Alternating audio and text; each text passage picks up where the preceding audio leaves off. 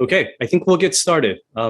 So first of all, my name is Frank Kane from HashiCorp, coming in from the customer success team, been here for about 4 years.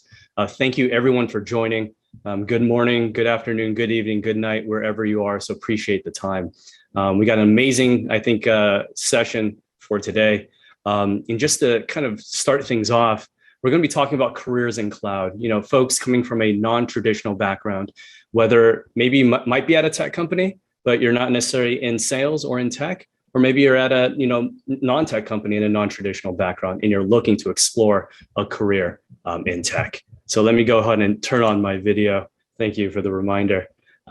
So again, just appreciate everyone joining. And that's when we'll go ahead and kick things off today. We have an amazing lineup. Let me go ahead and advance here. We have an amazing lineup of panelists today, all from HashiCorp with varied backgrounds, varied experiences here to talk to you. And definitely want to give a shout out to our employee resource groups, blacksmiths at HashiCorp and women of HashiCorp as well for helping to put on this webinar. With that, I think I'll start with Sam Terrell, our RVP of Sales, to start. And just for all the panelists, would love to hear about your background, what you do at HashiCorp, where you're based, and then maybe a fun fact about yourself. It would be great to kind of kick those things off. So we'll start with Sam, we'll go to Lisa, go to Chris, and then end with Jasmine. With that, Sam, I'll kick it off over to you. Sure thing, Frank. Thanks for having me. Excited about the discussion we're going to have here today. So my name is Sam Terrell.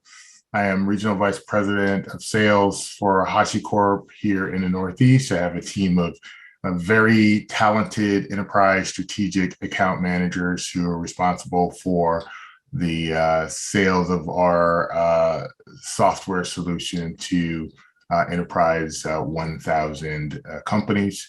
I'm also a co-founder of HashiCorp's first enterprise resource group that's committed to developing a more inclusive environment for HashiCorp. We provide programs that support the recruitment as well as the retention and the training and the development of employees of African American ancestry. So I've been in sales without dating myself for about 25 years. Let's see, I've been at HashiCorp here for about 3.5 years now. I was promoted about 1.5 years ago or so into a sales leadership role here for HashiCorp. And I think we wanted to talk about or mention something that was something that wasn't widely known.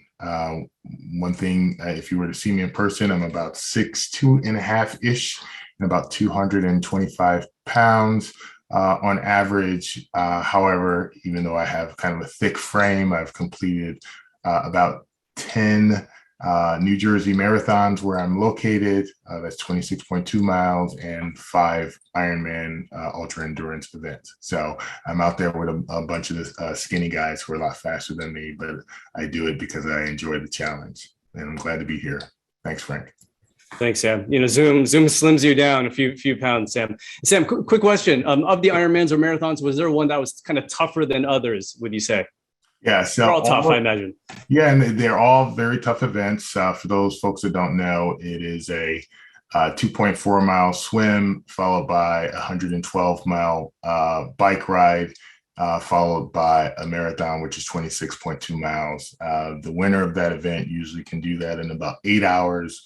And I finished, my best time was about 15.5 hours. So that's a pretty long day. I've done all of my events except one in Lake Placid, New York, because it's a beautiful environment and it's challenging. But yeah, they're definitely all very tough events, but all incredibly rewarding. Thanks for sharing, Sam. Yeah. And Lisa, I'll pass on over to you. Hi, yes, my name is Lisa. I am a senior sales recruiter at HashiCorp. I'm based out of Indianapolis, Indiana.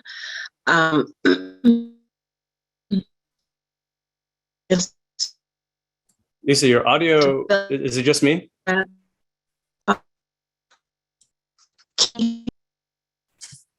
Audio's breaking up. Lisa, your audio is breaking up a little bit. If we can put you on pause, and I'll pass over to Chris really quickly to go, and then we can go back to you, Lisa. Sounds good, Frank. My name's Chris White. I am on the sales team. I'm based in the West Coast, out of Los Angeles, California. Previous to HashiCorp, which I've now been going on about 7 months, my background is in healthcare, biotechnology, and medicine. And one fun fact about me, I love traveling the world, and I've been to every continent except Antarctica. And if I'm going to go to Antarctica, if there's a compelling reason, possibly, but for the foreseeable future, I don't see it at this point, but I look forward to going on more travels and adventures around the world. Love to travel too, Chris. Hopefully you can get out there. It's the last frontier. Maybe you can get out there, right? Who knows? One day, maybe. There we go. There we go. Lisa, just want to check audio okay now? I don't know. You guys tell me, is it? It's a little crackly, but it's a little crackly, but I think it's smooth. Go ahead. Okay, all right. So Lisa Medley, I'm a senior sales recruiter here at HashiCorp. Have been here with the company since December. I support the sales development representative roles, the commercial account manager roles, the senior commercial account manager roles, and just recently the enterprise account manager roles. My background is actually in banking. Pretty extensive career in banking prior to coming over to HashiCorp, prior to joining the tech world about seven years ago or so. Fun fact about me. So nothing really fun, a little embarrassing, was snorkeling in Mexico and dove down and was exploring like a rock wall or something, and got inked by an octopus and almost drowned myself trying to get back up to the surface. But yeah, that wasn't funny at the time, but it's fun now. Great story to have, Lisa. I think that's rare. You're one of the very rare people to get inked by an octopus. And we're among friends, our 55 closest friends, on the internet. Right. Here, so it's all good. Good deal. Thank you, Lisa. And Jasmine, I'll pass on over to you. Thanks, Frank. Hi, everyone. Jasmine Young. I'm a solutions engineer for enterprise accounts based out of Raleigh, North Carolina, and I've been at HashiCorp about 2.5 years now.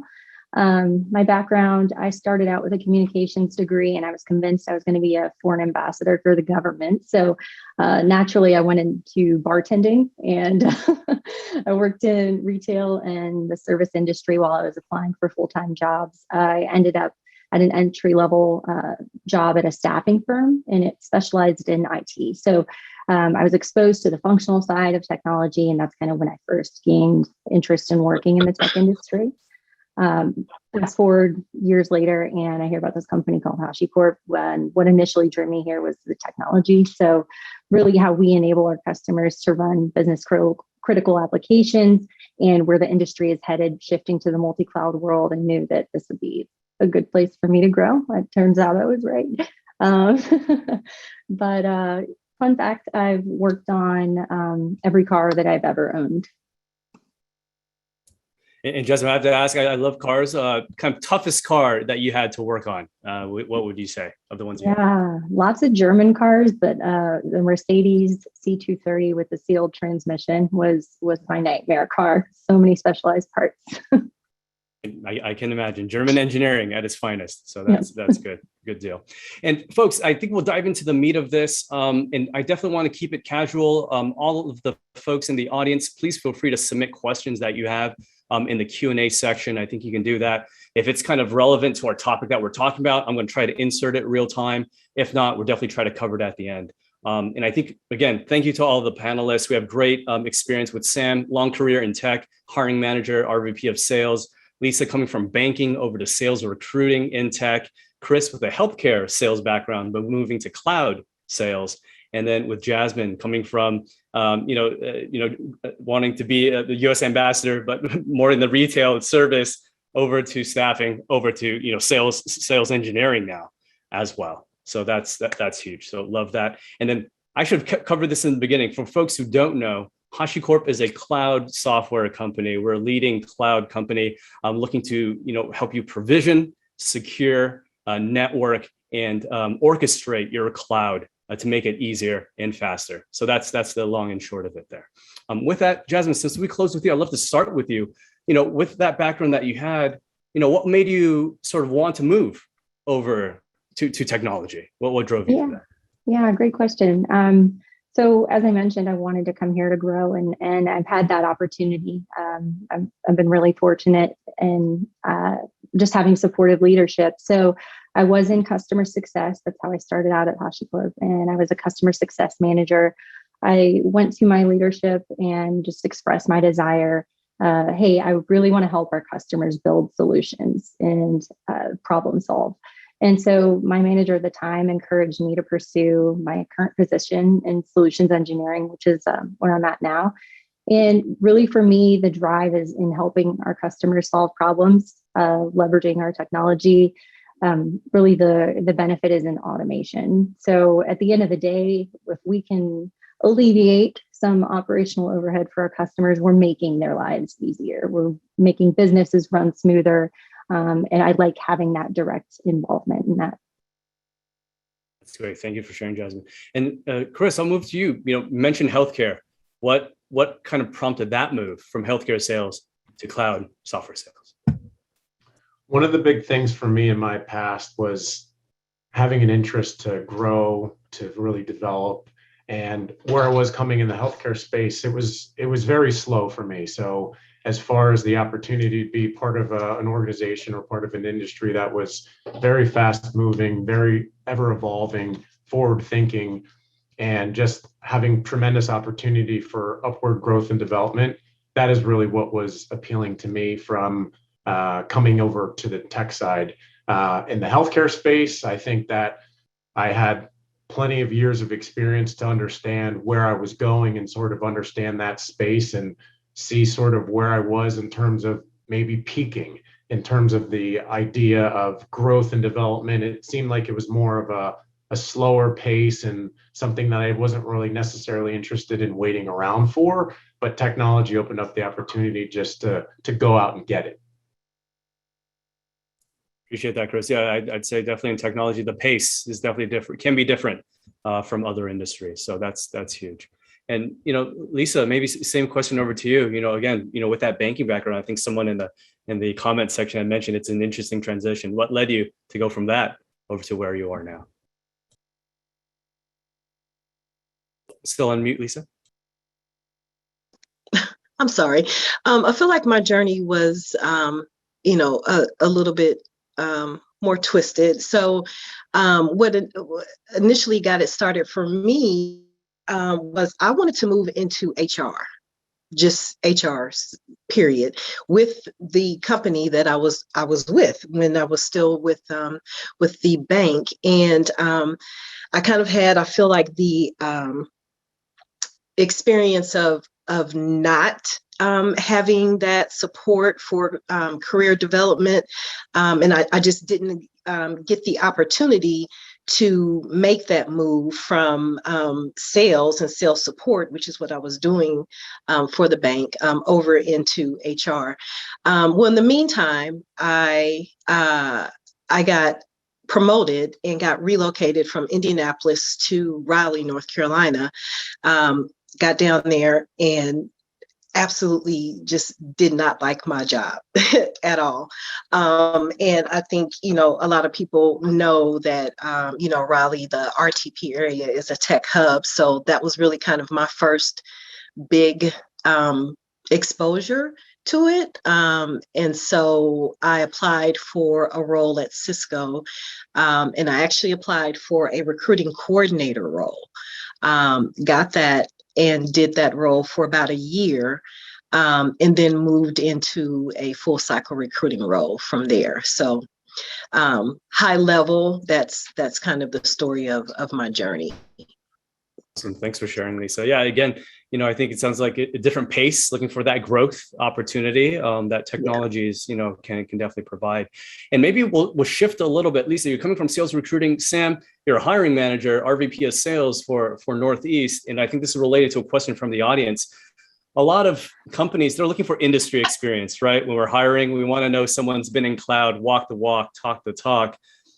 what if the core of our webinar, if someone doesn't have that background, what advice would you give them? And maybe I'll pass over to Sam first. Whether it's on the resume or maybe if, they got through the resume process, they're in the interview, what would you look for?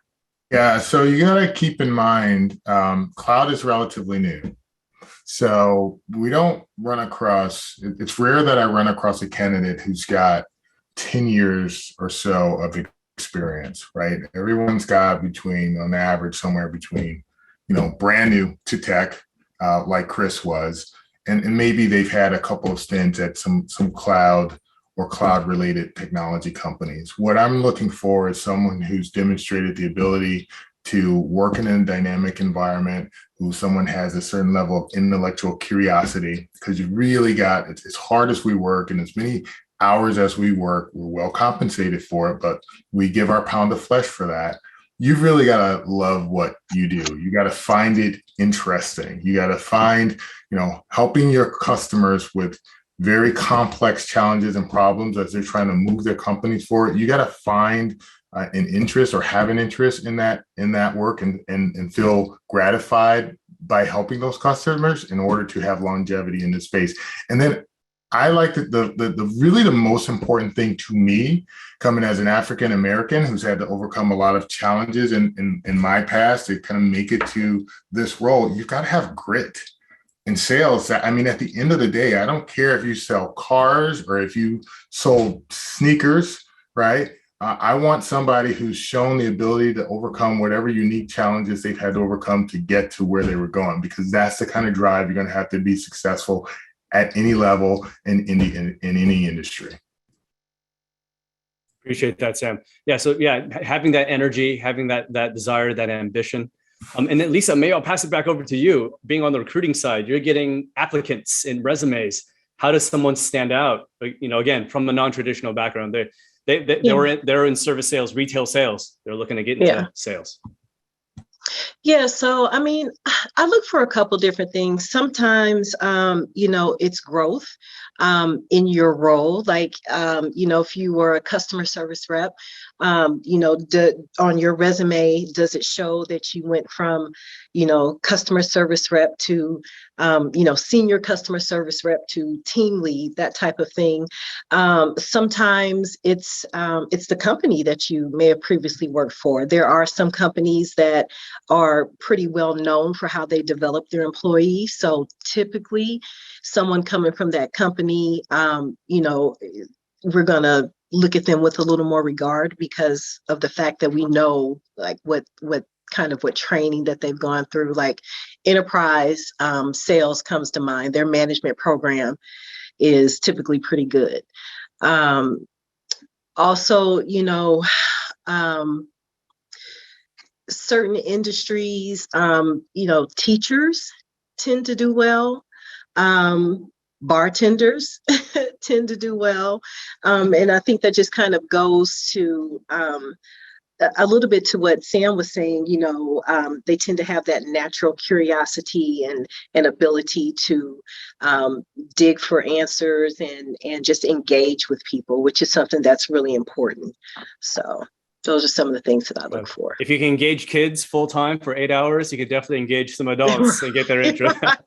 But no, that's interesting. For sure. So, okay, on paper, maybe if I were to summarize, on paper, call out your promotions, your growth, your sales, regardless of background, that's on paper. And then Sam, in person, show that drive, that grit, that ambition to achieve goals, whatever that might have been. That's absolutely right. Yeah, be an overachiever, regardless of whatever it is that you were trying to do. Like show that you've demonstrated that you've been able to set goals and accomplish those goals and set more goals and go out, because that's really what we do in our career. Great guidance. And then for this, maybe we'll transition over, I'll say, kind of Chris and Jasmine, from non-traditional roles into tech now, what transferred over? What were you able to kind of move over from a skills or kind of experience perspective? And maybe Jasmine, I'll start with you and then we can go with Chris. Sure. Yeah, thank you. I think a lot of my previous sales training, so really hammering in, how to read verbal and nonverbal cues, how to communicate with various stakeholders, how to frame or, kind of lead certain questions to get where you need to go, conflict resolution, that's also from bartending. All these things are skills that I use every day. Honestly, you kind of have to be prepared for anything, on your toes. And you have to be okay, I think, with saying, I don't know. You're not going to know everything from the technical perspective, but being able to be comfortable saying, I don't know, is a skill in itself. So, being in control of the conversation, all those things are kind of things that you'll learn in a customer facing role in any industry. And not just externally, I think, with customers either, but with our internal teams, because collaboration is so key. And it really does take, we call it a Hashi village. It takes a Hashi village to deliver for our customers. So definitely the internal collaboration and just the external skills from years of being in the sales side of things. Thanks, Jasmine. No, I think that's my mantra, personal mantra. It takes a village. We don't do it alone here. And I think it's interesting that you said we're a tech company, but you cannot know everything across everything. You got to be comfortable with not knowing, but having that desire to learn, kind of going back to, I think, what Lisa and Sam were saying as well. Thank you. And Chris, I'd love to hear about your experience and how that transferred in those skills as well. Definitely. I think for me, from a sales perspective, a lot of transferable skills are knowing your customer, knowing their needs, knowing their wants, and figuring out how to bring them value, but also getting to know them, building relationships, and figuring out how to build rapport and ongoing to do that, but also figuring out how to be sharp at your craft, doing your research, doing your homework, doing your reading, getting up to speed with knowing whatever in particular that you're selling.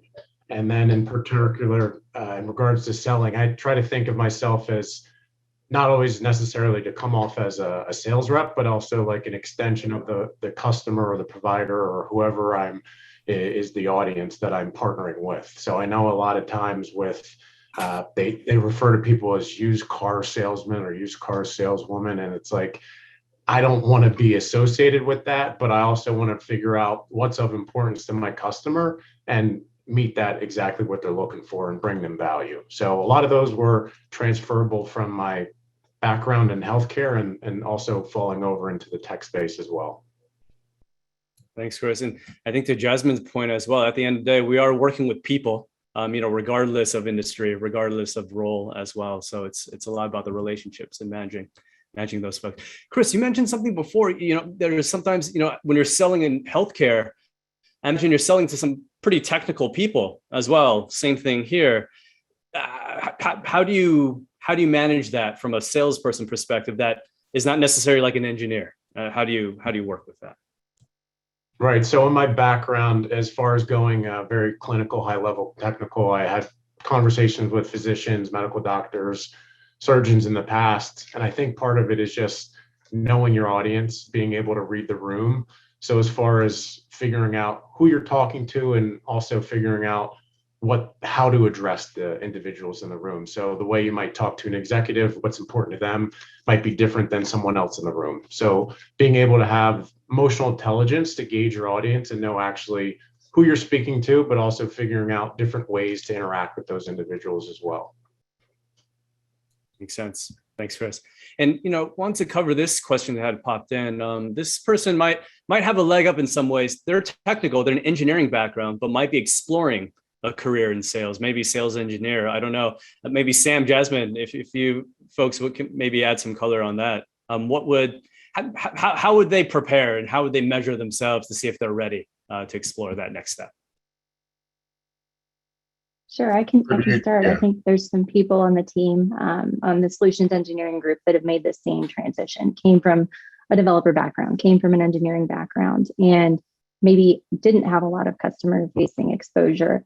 I think that's the biggest thing to get comfortable with, depending on the role that you're in, is being comfortable talking to customers, being comfortable telling people no sometimes. That's, that's one thing I've seen is a lot of times, the answer and the solution, but it's not the right time because there's a sales process involved. So that's one thing.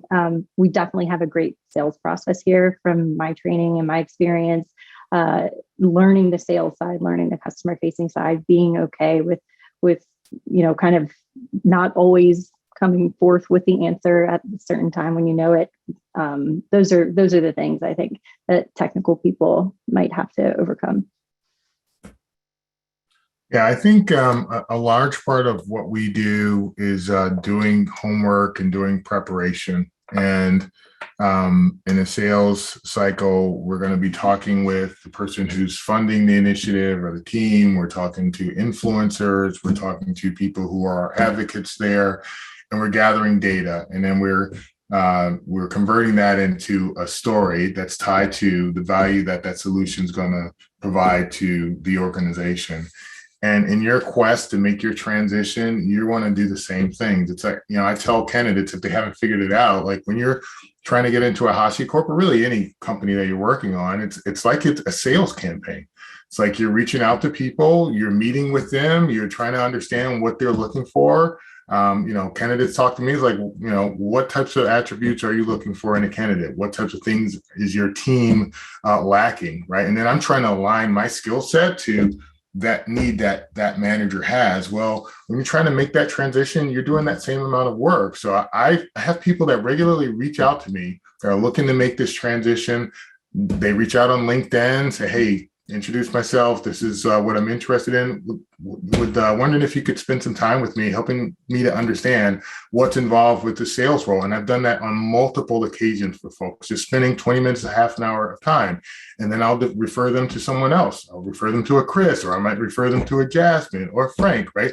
The more people that you talk to, the more you're going to start to understand what's involved with this role. So when you do sit down with that hiring manager, you actually have an advantage because you started to do the homework. That's the exact same motion that we do in the sales campaign. So I would encourage you, if you're a technical person, I think I saw something in one of the in the Q&A that the person has a networking background. Well, Consul is a networking product, right? So a lot of that domain expertise, you already have that. It may not be applicable as directly applicable in the cloud, but you certainly understand kind of the fundamentals of that space and are able to talk to the same types of customers that we talk to. Only thing you're not lacking is the product specific knowledge, which is what we're going to teach you. So I guess to sum that up, treat it like a sales campaign. Talk to as many people as you can talk to try to understand what that role is all about. What is that organization or that team that you need lacking, right? And then how does that align to what you bring to the table? And in the conversation, I'm going to try to draw that out and figure out, hey, I think I can help you here. And here's how, right? And you tell that story and that'll get you there. That's enough. That's enough to get that seat at the table so that you can close that deal. Thanks, Sam. Thanks, Jasmine. I think, we don't work in a vacuum, right? There's a lot of pieces, a lot of functions, a lot of roles that go into it. The more you can learn, the better. And I think that, to Chris's point, do your research, read as much as possible. I think, Sam, you mentioned that too. Just shifting gears slightly. And Lisa, I might pass this one over to you. Great question from the audience. How do you feel about college students, recent grads who have no as much work experience and they're looking to get into tech sales? Lisa, I think you might be recruiting kind of more entry-level positions. We'd love to hear your perspective there for folks coming out of school. Yeah, for sure. The sales development representative is probably our most entry-level sales role. And with college students, if you get an opportunity to do an internship, I'm going to champion that all day long. Like, please take that opportunity. That really can give you a huge leg up and a huge piece of foundation that you need to really make a true transition into tech sales. I would say it just kind of depends. Some entry-level tech sales roles are you may need to go and get some type of sales experience for 6 months to a year somewhere, right? Just to kind of start to build like that foundation, and then maybe come back and go for one of those roles. It's not always just an easy thing to just step right into, if that makes sense. So definitely, first and foremost, if you have the opportunity to do any type of internship that's tech related, and definitely do that. And then I'll give you a besides, shout out. We have an amazing intern program, right, at HashiCorp as well, once a year. So take a look there. Yeah, for sure. And then besides that, even outside of like HashiCorp, I would suggest looking for roles with companies where they are specifically saying that you don't need experience, right? Those tend to be a little more open and receptive to literally no experience whatsoever coming straight out of school. So you just kind of have to work that. Appreciate that, Lisa. Yeah, there's still experience, whatever experience you can get, right? And will help your cause. Absolutely. Hey, Frank, can I add to that? Yeah, please. Absolutely. Anyone else? Yeah, one of the things that I would like to encourage those individuals that are interested in tech, but again, don't have the traditional tech background, is to go after what inspires you, go after what interests you, and not to be held back just because you don't meet the specific criteria. So for me, when I was going through my interview process, I was asked, well, Chris, why would you want to change careers? And I was like, well, it's simple. I see this as a natural road of progression. And that's sort of, this is where I'm looking to go. This is my path. And so it was simple for me because I knew where I wanted to go.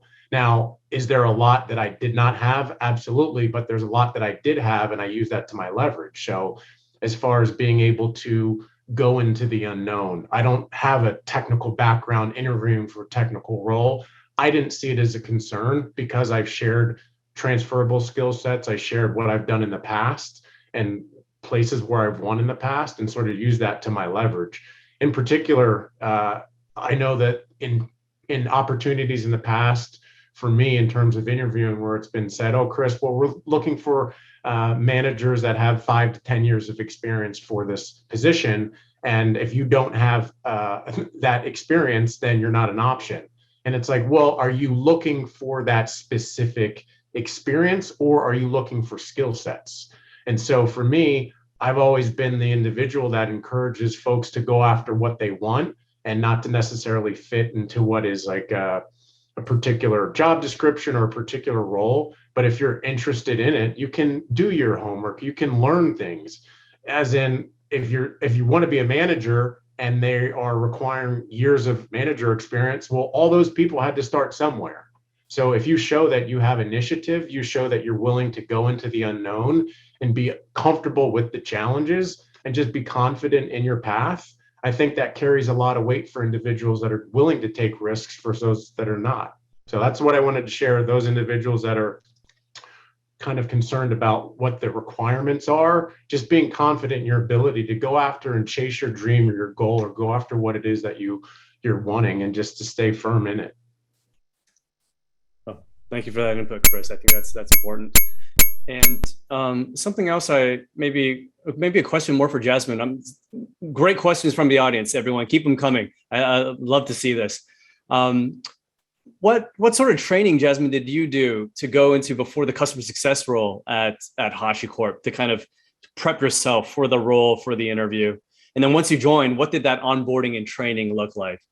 I know we've evolved a lot in our onboarding process. It's continuing, but we'd love to hear that. Joining HashiCorp, what sort of prep did you do? And then what did our onboarding kind of look like to prep you? Sure. Yeah, I think interviewing for me, I really want to make sure that I understand the company. I don't ever want to go into a situation where I'm talking to somebody who loves their job and loves their company, and I'm just kind of a blank slate. Like, I don't know what they are or what they do.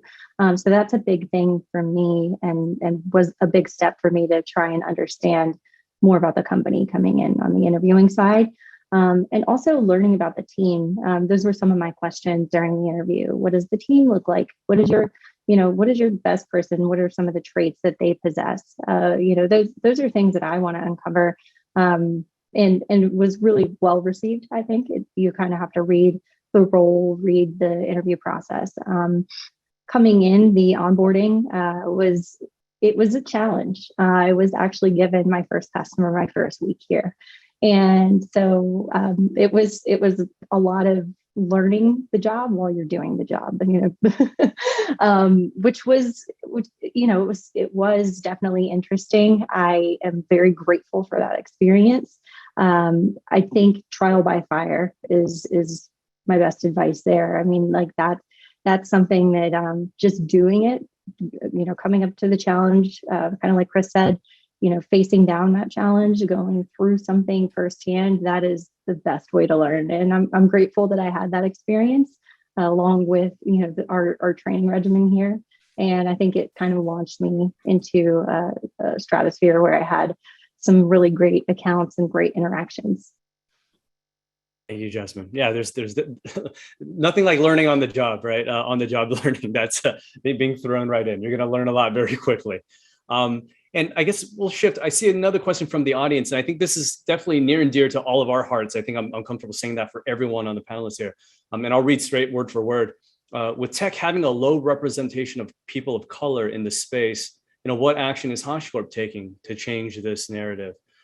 Sam, I know you kicked off with talking about the blacksmiths, right? Employee resource group. That's definitely one of the missions. So I'll sure. So there's obviously, and I guess I say obviously, every company has some effort. They're somewhere on this spectrum from paying lip service to actually taking very active and progressive roles in trying to change kind of the landscape of underrepresented groups. I'm very proud of the fact that HashiCorp has, I think we have maybe 8 ERGs or more here. The blacksmith was an ERG that we established here on the heels of the George Floyd protests, where we felt like we wanted to take a more active and progressive role here at HashiCorp. And in addition, there were some things I felt like, so, we could be. I think your audio might have cut out. Is that just me? Oh, you're back on. Yeah, I'm sorry. So we just like the last 3 seconds, right after. Yeah. So just talking about, so there are things that HashiCorp was doing and has been doing and really just ramping up their efforts on a lot of different fronts, but we felt like we wanted to take a more active role. I'm a big proponent of, you can sit back and you can wait for things to happen, or you can take an active step yourself, right? And we're not powerless to change the culture or the environment that we work in, or the world that we live in, as a matter of fact. So we started the ERG, the Blacksmiths Group. There's a lot of things that we do as a team that get rolled out to the entire organization. I'll give you just one quick example of that. We had this concept last MLK Day to do a social media takeover, one of the members of our board. And there was the idea that we would take over all of the social media platforms for HashiCorp and provide kind of a profiles of, employees of African descent who were doing things, whether that was professional or within their communities. And so if you can imagine, like, HashiCorp is still relatively, at that point, we had just IPO'd. That was January. So 1 month after our IPO, we had a bunch of black faces all over the website, all over Twitter, all over, LinkedIn platform, profiling employees of African descent on HashiCorp's social media platform, right? And the way that happened was we had a concept, we took it to HashiCorp senior executives, and they were like, we love this idea, right? So they were providing a very supportive environment for us to even be able to do something like that. So we're doing things that are like that, certainly, even more progressive than the organization is. And then HashiCorp is, we have an early career program that was mentioned on this call. We're going to historically Black colleges and recruiting from those organizations, telling them about, HashiCorp, why HashiCorp is valuable in the market, educating folks, if they're not familiar, on what cloud sales is all about. This event that we're doing right now is raising an incredible amount of awareness, just looking at all the questions that we're getting here. This is all supported by HashiCorp. And I like to think that all of these efforts help change the landscape. It's us actually having an impact and trying to change that narrative. So I'm very proud of the fact that we've got folks like Frank and Trudy supporting us, and Jasmine and Lisa and Chris supporting us as an ERG, but we also have the organization behind us. And that's a very powerful combination. I hope that answered your question. Appreciate that, Sam. Thank you. And I know we're getting close to the end here. I know there are a few more questions, but I definitely wanted for the team to kind of cover with any kind of closing advice, tips, thoughts. Sam, you were just speaking, so we'd love to maybe have you start first. Sure, don't get me on the roll, man. You know how I get going, Frank. I know. Hey, let's get more webinars. Let's get more webinars. Once this bus starts rolling, man, you can't stop me.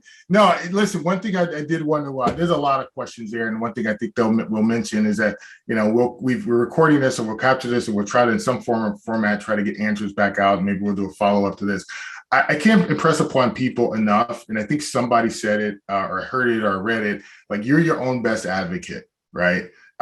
You know your skill set the best. No one is going to come to you and say, hey, come please work for HashiCorp. You got to create that narrative, and you determine how that narrative is read. We talk about this, and Frank knows I got a whole diatribe around this. There's folks that aren't even on LinkedIn, right? LinkedIn, like, that's your first step right there, right?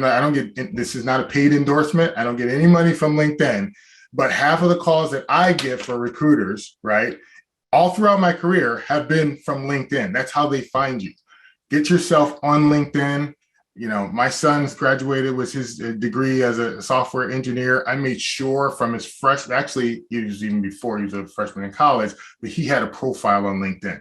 And I made him update it. Now I don't have to tell him to do it because he's out and established in his career, but that's how people find you. That's your advertisement. Put your picture up there, right? Because I'm looking for brown. I'm going to be very transparent. I'm looking for brown faces, right? Because I'm trying to change that narrative, right? And then I'm going to feed that name to somebody like Lisa, and Lisa's going to be giving you a call because somebody like me or somebody else, or she found you on LinkedIn. So that's really important. Be your own best advocate out there. Don't be afraid. Reach out. Like, if you're talking about sales, you cannot be afraid to be told no. I get told no 100 times a day. My people get told no 100 times a day, but that's the only way you make things happen. You got to get out there. You got to put yourself out there. You got to take risk, and you got to get after it. Thank you. Thank you, Sam. We're going to have to extend this webinar, Sam. Maybe not the 45, maybe ongoing series here. Thank you, Sam. Definitely good advice. Appreciate it. LinkedIn is a basic one to start, right? Lisa, we'll pass on over to you, staying on the sales side. Yeah. So, I think what I would try to impress upon people is, when you're on this journey, do your due diligence, right? Do your due diligence. You have to, research these companies that you may be interested in working for. Look at what their core values are. Does that align to who you are as a person? Reach out to people, try and get an understanding of, how things work, what to expect, that type of thing, that I think will really help you to make better and more strategic decisions when it comes to your career. If you do those things. And also, I get a lot of people that reach out to me on LinkedIn.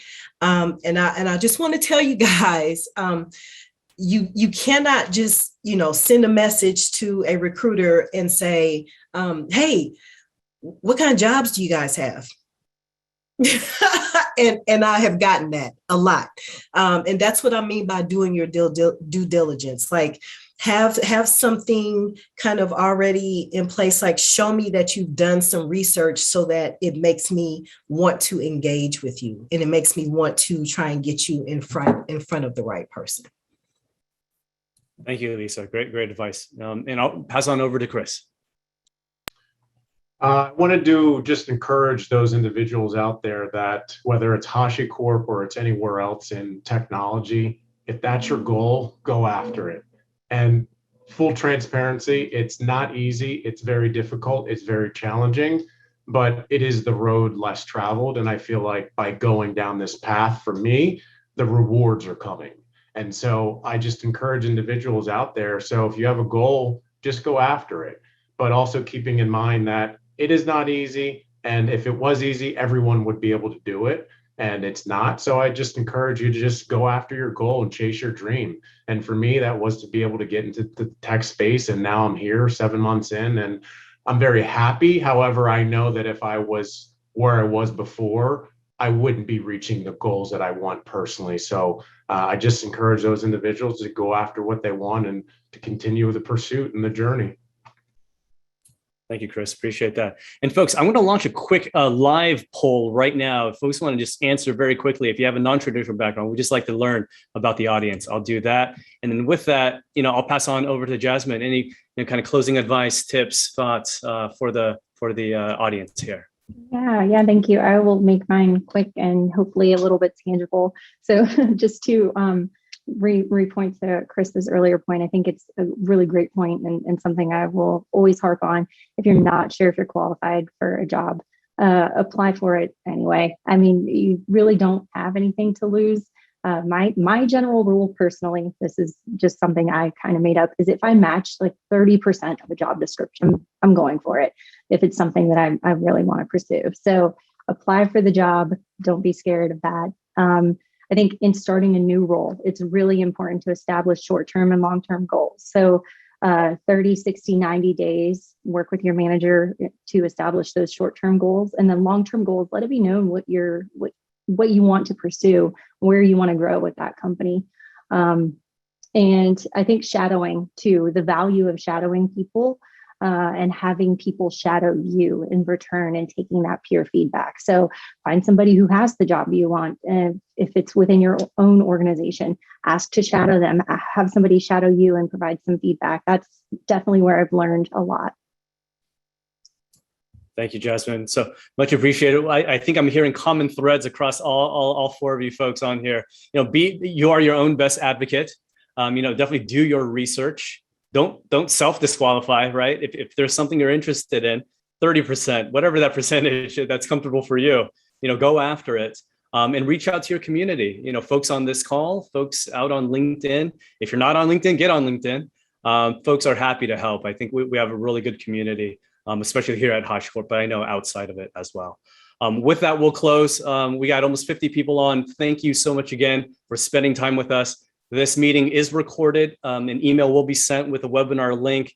And I think, Trudy just mentioned there will be a short survey. We definitely welcome your feedback. We'd love to see if we can do better here as well. And I definitely want to give a big shout out to Trudy Curto behind the scenes, making sure we're running, keeping this train running. So again, everyone, thank you so much. Panelists, Chris, Jasmine, Lisa, Sam, Trudy, thank you so much for joining.